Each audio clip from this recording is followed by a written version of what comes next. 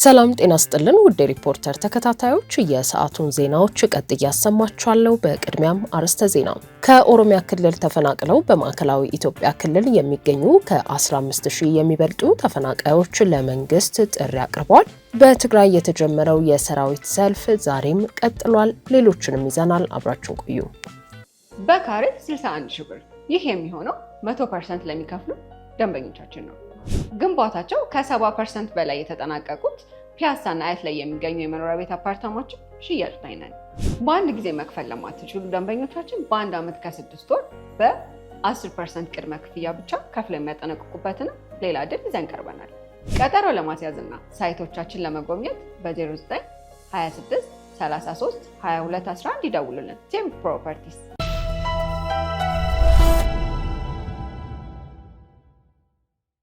ከኦሮሚያ ክልል ተፈናቅለው በማዕከላዊ ኢትዮጵያ ክልል የሚገኙ ከ15000 የሚበልጡ ተፈናቃዮች ለመንግስት ጥሪ አቀረቡ። ከኦሮሚያ ክልል ደቡብ ምዕራብ ሸዋ ዞን አመያ ወረዳና ምዕራብ ሸዋ ዞን ኖኖ ወረዳ ተፈናቅለው በማዕከላዊ ኢትዮጵያ ክልል የሚገኙ 15000 ተፈናቃዮች መንግስት የሰብአዊ ድጋፍ እንዲያደርግላቸው ጥያቄ አቅርበዋል። የኦሮሚያ ክልል ደቡብ ምዕራብ ሸዋ ዞን አመያ ወረዳ ተፈናቃዮች አስተባባሪ አቶ ሙሉ አለም አረጋ በ2016 ዓ.ም መጋቢትና ሰኔ ውስጥ የኦሮሞ ነጻነት ሰራዊት ባደረሰው ጥቃት ምክንያት ከ15000 በላይ የሚሆኑ ዜጎች ከሚኖሩበት አካባቢ ሸሽተው በማዕከላዊ ኢትዮጵያ ክልል በጉራጌ ዞን ወልቂጤ ከተማና ሀበሽጌ ወረዳ ዳርጌ ከተማ ተበታትነው እንደሚገኙ በመግለጽ የፌዴራል መንግስት ምግብና መጠለያን ጨምሮ ሌሎች ሰብአዊ ድጋፎችን እንዲያደርግላቸው እንዲሁም በቀድሞ አካባቢያቸው ያለውን የሰላምና ጸጥታ ሁኔታ በማረጋገጥ ቤተሰብ መስርተው በኖሩበትና ንብረት ባፈሩበት አካባቢ በዘላቂነት እንዲመልሳቸው ጥሪ አቅርበዋል። መጀመሪያ ትልቁ መፈናቀል የጀመረው ከመጋቢት 26 በወቅቱ ኦነግ ሸኔ ነው። አካባቢ ላይ ያው ከመጥቶ አማራ ቦታዎች ላይ በማለታቸው ያው ጥቃት ያደረሰብን ያው እንግዲህ በተአምር ነው የተረፈው። ያው አማሮችን እንትን እያደረገ ያው ጥቃት እየደረሰ ነው። በዛ ምክንያት ምንድን ያደረግነው እኛ ከአካባቢው ሸሽተን ወደ ማዕከላዊ ኢትዮጵያ ወደ ዳርጌና ወልቂጤ ከተማ ነው ሸሽተን የመጣ ነው ማለት ነው። ከዛ በኋላ ምንድነው ጉዳዩን እኛ ለኢሰመኮ ለኢትዮጵያ ኮሚሽን ሪፖርት አቀረብን። በነገራችን ላይ ለሰላም ሚኒስቴርም አቅርበናል። ከዛ ያለው ነገር ያው መንግስትም ያቀረብነው ነገር ያው በአካባቢ የነበረው እንትን እየሰፋ ሲመጣ ብዙ ትኩረት አላገኝም ነበር። እኛ እየተመላለስ ግን እያቀረብ ነበር ማለት ነው። ያ ጉዳይ እየሰፋ ሄዶ ወደ ኖኖ ወረዳም ገባ። እስከ 2017 ጥቅምት ምናምን ደረሰ ማለት ነው። ከዛ በኋላ ምንድነው ማህበረሰቡ አካባቢ አሁን ለምሳሌ ምንም አሁን የአማራ ተወላጆች የሌለባቸው ቀበሌዎች አሉ ተፈናቅለው ማለት ነው። አልፎ አልፎ በአካባቢው ያለው የመንግስት የጸጥታ አካላት የተሳተፉበት ሁሉ አለ። የሚገርም ግልጽ እንትን እንጂ አሁን ወረዳ አካባቢ ያለው ማህበረሰብ የተፈናቀለው ምንድነው የመንግስት አሁን ጸረ ሽምቅ የሚባሉ እነሱም የተወሰኑ ጉዳት ያደረሱት አለ።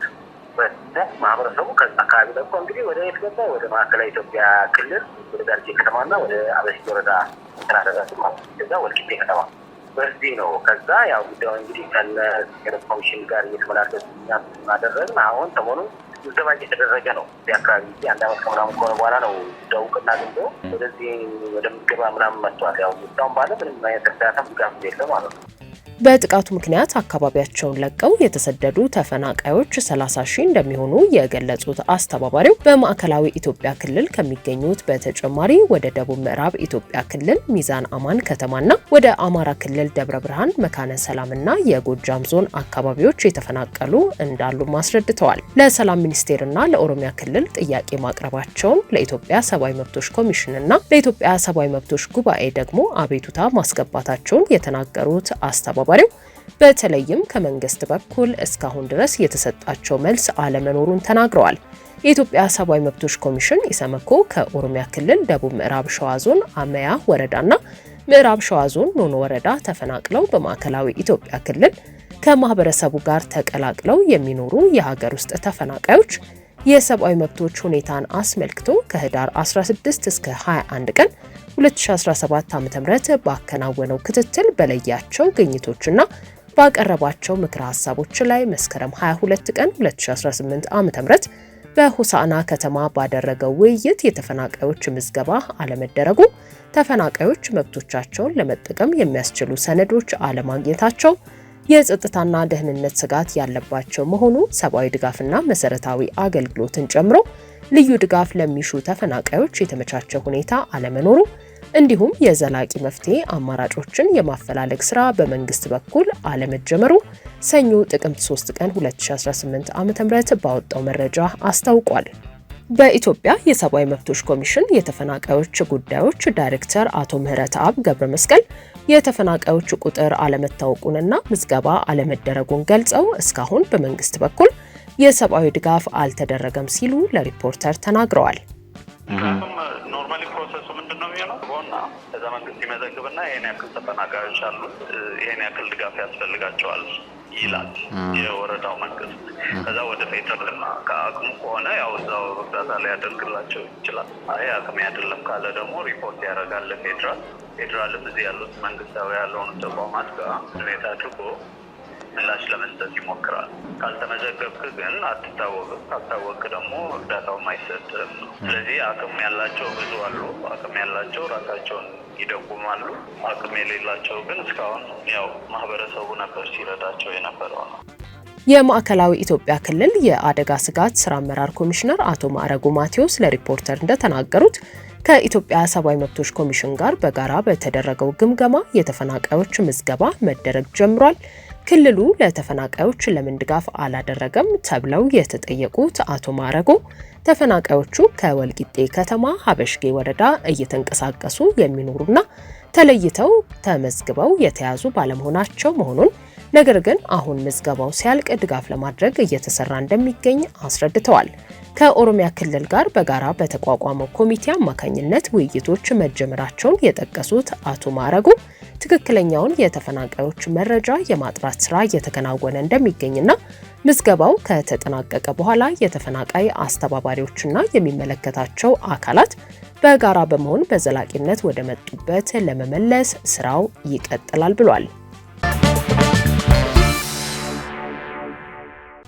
በትግራይ የተጀመረው የሰራዊት ሰልፍ ዛሬም ቀጥሏል። ከ2 ዓመታት በላይ በተካሄደው ጦርነት ወቅት የተሳተፉና ለአካል ጉዳት የተዳረጉ የትግራይ ኃይል አባላት ከውዝፍ ደሞዝና ጥቅማጥቅም ጋር በተያያዘ በመቀለና አዲግራት ከተማዎች ተቃውሞና ጥያቄዎቻቸውን ለማሰማት ሰልፍ መውጣታቸውን ሪፖርተር በአካባቢው ካሉ ምንጮቹ ለማረጋገጥ ችሏል።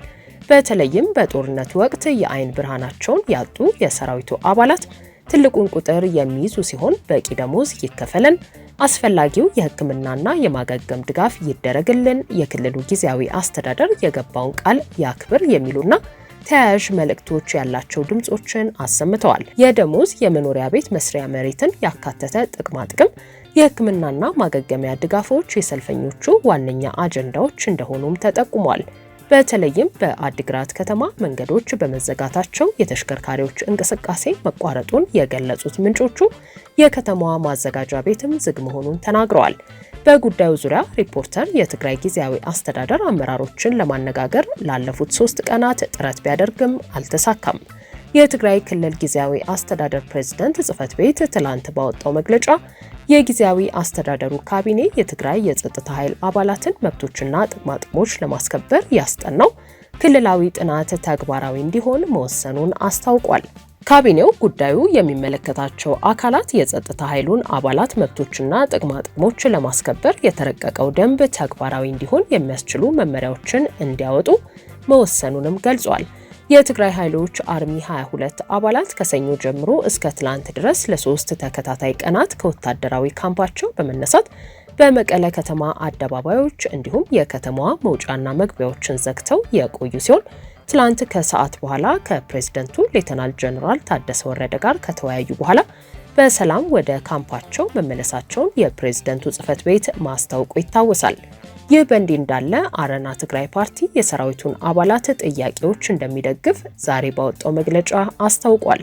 በክልሉ ሄድ መለስ እያለ ሲታይ የቆየው የለውጥ ፍላጎት ጎልቶ መውጣት መጀመሩን በመጥቀስ ያደነቀው ፓርቲው የትግራይ ኃይል ህወሓት የሰራዊቱን ጥያቄ ለመመለስ አቅምም ሆነ ፍላጎት እንደሌለው የተረዳበት ጊዜ ላይ ደርሷል ብሏል።